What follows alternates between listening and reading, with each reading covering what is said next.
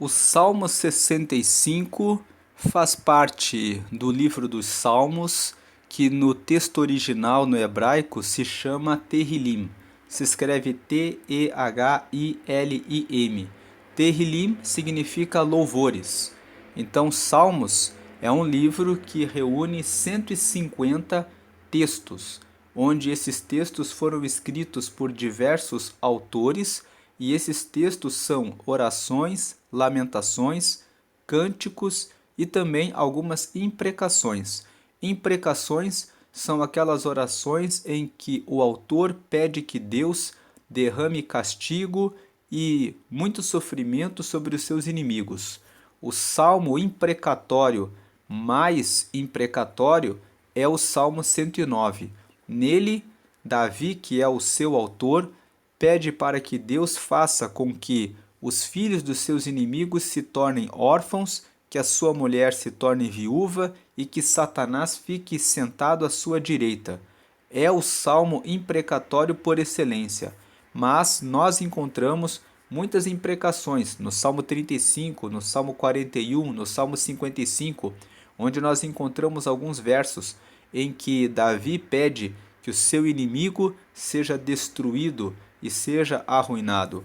Essas orações imprecatórias servem para nos mostrar que Deus ama a sinceridade. Quando nós oramos e desejamos o mal do nosso inimigo, devemos confessar e dizer: Deus, eu desejei o mal do meu inimigo. Eu desejo que ele morra, eu desejo que ele não prospere, eu desejo que ocorra vingança. Mas nós devemos desabafar em oração a Deus e, na sequência, dizer: Deus, isso está nas tuas mãos. Quando nós lemos os salmos imprecatórios, sempre vemos a imprecação seguida de uma manifestação de confiança. Nós já meditamos no Salmo 35, no Salmo 41, no Salmo 55, até agora, aqui desde o dia 1º de agosto, que nós começamos a meditar nos Salmos. Hoje é dia 4 de outubro e nós estamos seguindo a sequência dos Salmos. Desde 1º de agosto até hoje, nós já meditamos nesses Salmos 35, 41, 55 e você pode acessar esses vídeos para que você veja maiores explicações sobre as imprecações. Mas isso é o livro dos Salmos. Os Salmos, eles se organizam em 5 livros. O livro 1 vai do Salmo 1 até o Salmo 41, todos foram escritos por Davi. E o livro 2, que vai do Salmo 42 até o 72, que é o livro que nós estamos estudando agora, onde o Salmo 42 até o 49 foram escritos pelos filhos de Coré, o Salmo 50 foi escrito por Asaf, o Salmo 51 até o 71 foram escritos por Davi e o Salmo 72 foi escrito por Salomão.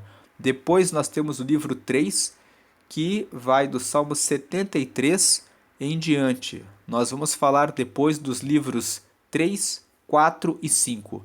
Os 150 salmos se organizam em 5 livros. Por enquanto, vamos ficar com esses dados, porque nós estamos estudando o livro 2. E entrando no Salmo 65, quando nós lemos o texto massorético, que é o texto hebraico original, existe um título nesse salmo que é Ao Mestre de Canto, ponto, Salmo, ponto, Cântico de Davi. Esse mesmo título é dado na tradução do português, na versão da Almeida. Significa que esse salmo foi dirigido ao mestre de canto, significa que ele era um salmo e significa que ele é um cântico de Davi. Davi escreveu esse salmo para louvar a Deus. Esse salmo, o 65, ele é um salmo de gratidão. É um salmo de honra e glória a Deus.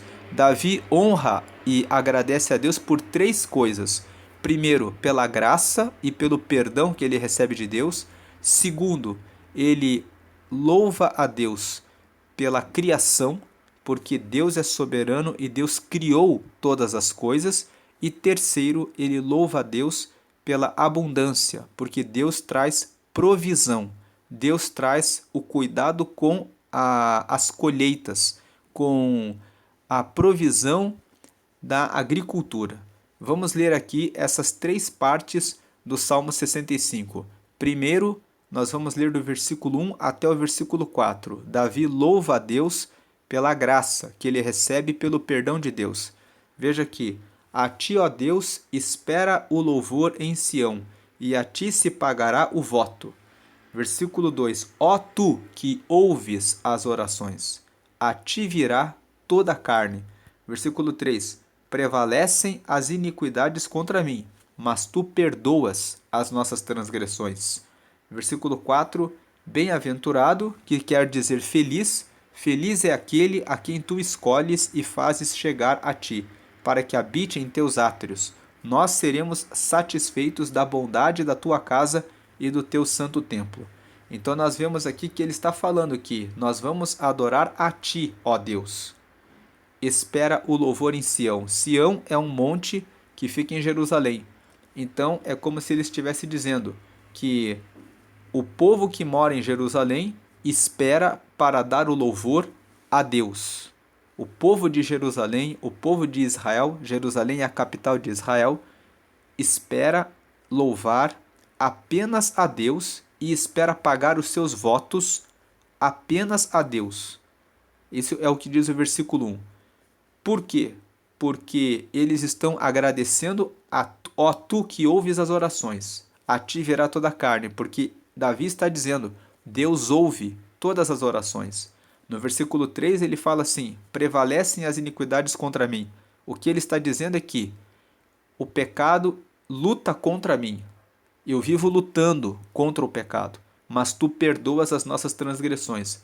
Às vezes, quando eu tropeço, quando eu não resisto o pecado luta dentro de mim, mas o Senhor perdoa quando eu caio. É isso que ele está dizendo. E no versículo 4 ele fala que feliz é aquele a quem tu escolhes e fazes chegar a ti para que habite em teus átrios. Em outras palavras, feliz é o homem que é escolhido por Deus, feliz é o homem que Deus recebe para quando ele entra no templo para adorar a Deus, que Deus o ouve, Deus o escuta. Então, nessa primeira parte do Salmo, Davi está louvando a Deus porque Deus dá a graça, ele dá a bênção dele ouvir as orações, dele querer que a pessoa esteja no seu santuário, de Deus ouvir e responder. E pelo fato de Deus perdoar. No versículo 3, ele fala que ele luta contra o pecado, prevalece as iniquidades contra mim, mas tu perdoas as nossas transgressões. Então essa é a primeira parte. Ele está louvando a Deus pela graça e pelo perdão. Segunda parte do Salmo 65. Ele louva a Deus porque Deus é soberano. Ele reconhece a soberania de Deus e o poder que Deus tem sobre a criação, sobre tudo que foi criado. Vai do versículo 5 ao 8. Veja o que ele fala. Com coisas tremendas de justiça nos responderás, ó Deus da nossa salvação. Tu és a esperança de todas as extremidades da terra e daqueles que estão longe sobre o mar. Veja que ele fala que o Senhor vai nos responder com coisas tremendas de justiça. Quando ele fala que Deus vai responder com coisas tremendas de justiça, ele vai falar nos próximos versículos das coisas que foram criadas na natureza. E aí ele já começa dizendo, tu és a esperança de todas as extremidades da terra. Ele está dizendo que até as partes mais distantes da terra, o polo ártico, o polo antártico, os lugares mais distantes, Deus é a esperança de todas as pessoas em todos os lugares, porque foi Ele que criou toda a terra. E daqueles que estão longe sobre o mar. Aí no versículo 6, o que pela sua força consolida os montes, cingido de fortaleza. Ele está dizendo, é Deus que coloca os montes onde eles ficam, consolidados com firmeza, como fortaleza. Versículo 7, o que aplaca o ruído dos mares, o ruído das suas ondas e o tumulto das nações. Agora ele está falando sobre os mares. Os mares, Deus domina sobre os mares. Vamos lembrar que no Evangelho de Mateus, no capítulo 8, Jesus estava no barco com seus discípulos e, de repente, surgiu uma tempestade no mar. que deixou a todos assustados. E eles, com temor, acordaram a Jesus, dizendo: socorre-nos. E Jesus disse: aquieta-te, o mar e a tempestade. E essa passagem de Mateus, no capítulo 8, quando fala que Jesus aplacou a tempestade e o mar, mostra que ele realmente era o Filho de Deus, que ele é o Filho de Deus, que ele estava com a soberania de Deus, porque ele pôde, sendo Deus, sendo o Filho de Deus, dar ordem para que os mares se acalmassem. E aí no versículo 8: e os que habitam nos confins da terra temem os teus sinais. Tu fazes alegres as saídas da manhã e da tarde. Aqui ele está falando a respeito do amanhecer e também do ocaso, quando o sol se põe. Existe uma saída do sol pela manhã e uma saída durante a noite, quando começa o entardecer, o anoitecer. Então ele está falando sobre Deus é soberano sobre a natureza. Ele governa sobre toda a terra. Ele governa sobre toda a criação. Por isso que nós louvamos a Ele. E por último, ele louva a Deus pela provisão, pela fertilidade, pela abundância das colheitas. Veja aqui no versículo 9 ao 13. Tu visitas a terra e a refrescas. Quando ele fala refrescas, ele está falando a respeito das chuvas. Tu a enriqueces grandemente com o rio de Deus, que está cheio de água. Tu lhe dás o trigo quando assim a tens preparada. Versículo 10. Tu enches de água os seus sulcos, regulando a sua altura. Tu a amoleces com a muita chuva. Tu abençoas as suas novidades, ou seja, as plantações, os novos frutos. Versículo 11. Tu coroas o ano da tua bondade, e as tuas veredas destilam gordura. Versículo 12. Destilam sobre os pastos do deserto, e os outeiros cingem-se de alegria. Quando ele fala dos outeiros, os outeiros são montanhas, mas montanhas menores. E o versículo 13. Os campos cobrem-se de rebanhos, e os vales vestem-se de trigo. Por isso eles se regozijam e cantam. Ele está falando aqui, por isso que os rebanhos se regozijam e cantam. Lembrando que regozijar é gozar novamente. Regozar.